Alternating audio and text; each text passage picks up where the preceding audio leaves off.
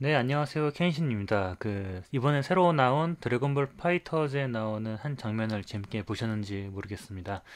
저도 플스4를 예전엔 참 재밌게 했었는데요. 드래곤볼이 만화책으로 나온 게 벌써 30년 전인데 아직까지도 이렇게 인기가 높다는 사실을 실감하게 됩니다.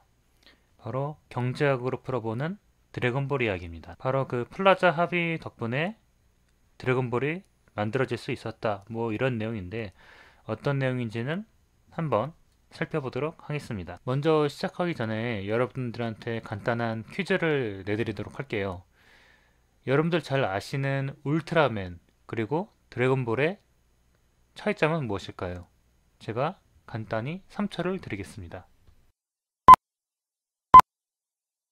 네, 울트라맨은 괴수가 쳐들어올 걸 대비해 가지고 별도의 훈련을 하지 않죠. 그런데 드래곤볼은 손오공뿐만 아니라 대부분의 캐릭터가 그 다음번에 위기 상황 올지도 안 올지도 모르는 상황을 대비해서 훈련을 하게 됩니다. 당연히 훈련을 하게 되는 것은 에너지 향상으로 이어지게 되고, 손오공 같은 경우에는 아주 어릴 적에 천하무술 대회에 출전했던 것과 달리 초사이어 1, 2, 3까지 이어지면서 변신을 거듭하게 되죠. 그런데 일본의 애니메이션계 사람들은 당시 초사이어인의 끝도 없이 높아지는 에너지를 당시 플라자 합의가 일으켰던 일본 내 초인플레 현상과 연결을 짓곤 합니다.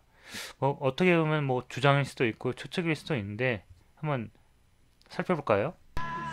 네, 드래곤볼은 1984년 첫 에피소드가 출간되는데요. 그런데 출간 바로 이듬해 일본은 역사적인 순간을 맞이하게 됩니다. 바로 플라자 합의입니다.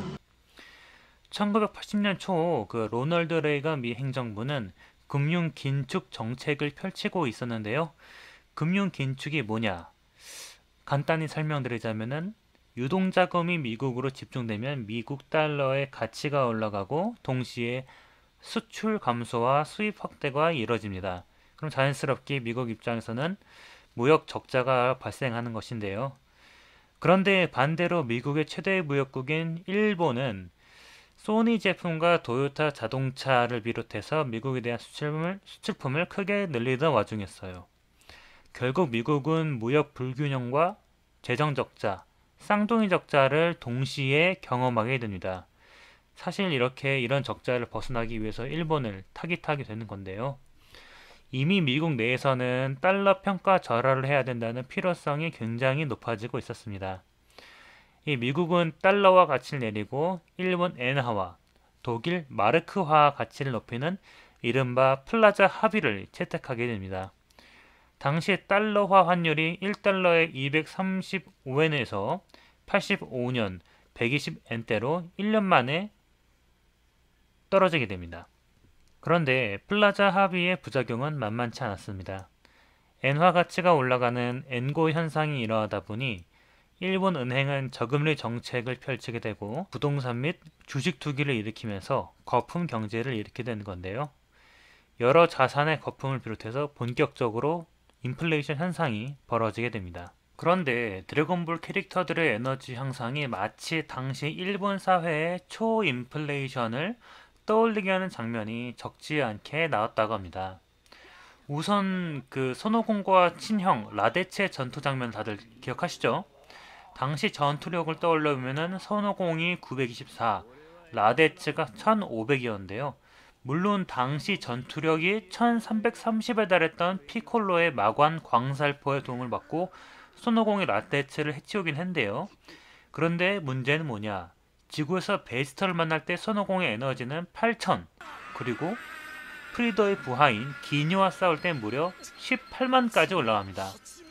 거의 기하급수 수준으로 에너지가 올라가는 건데, 나중에 셀하고 마인부와 싸울 때는 추정해봤을 때 대략 몇백만, 몇억 수준 이상으로 치솟는다고 추정해볼 수 있죠. 그런데 이를 두고 일본 애니메이션계에서는 다음과 같이 일부 주장이 나옵니다.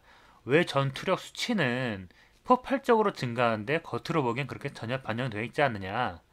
머리 색깔이 초사이언처럼 바뀌고 또 머리가 또 이렇게 초사이언 쓸 땐 길어지기도 하는데, 사실 손오공이 그렇게 격렬하게 전투를 하는 모습은 청소년 때 천하무술대회 출전 모습 혹은 베스터랑 초창기에 다툴 때 모습하고 크게 달라져 있지 않다 이런 내용이거든요.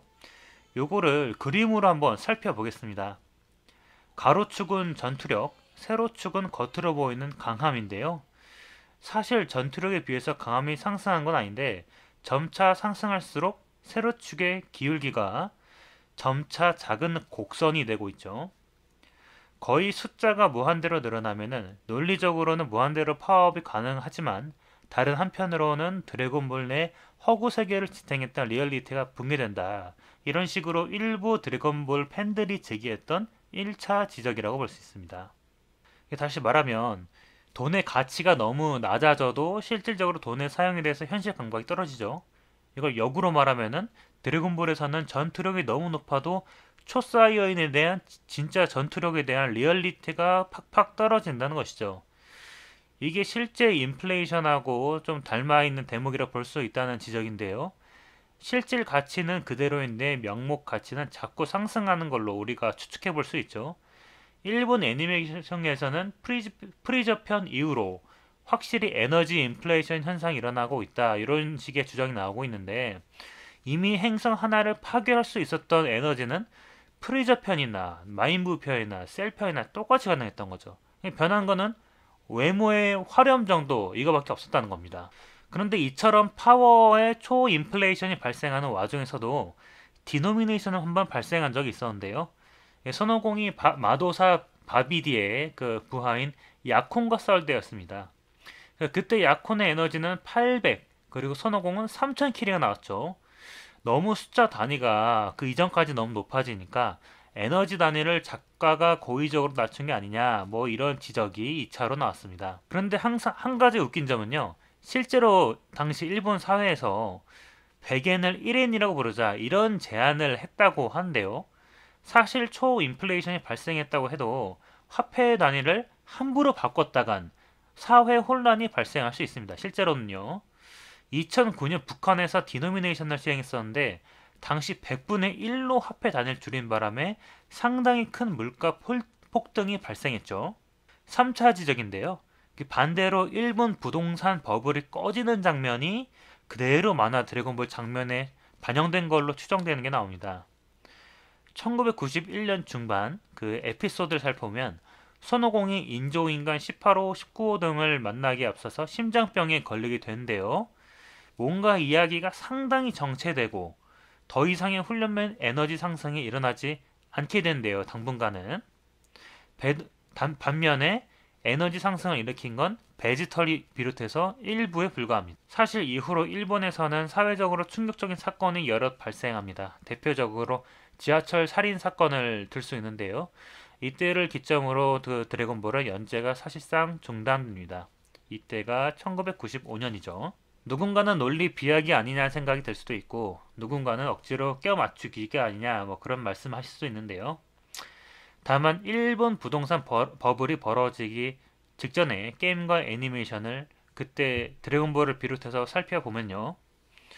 드래곤볼뿐만 아니라 그 드래곤 퀘스트, 프레시맨, 파이널 판타지 같은 초능력과 관련된 게임하고 전대물 시리즈가 잇따라 만들어지게 됩니다.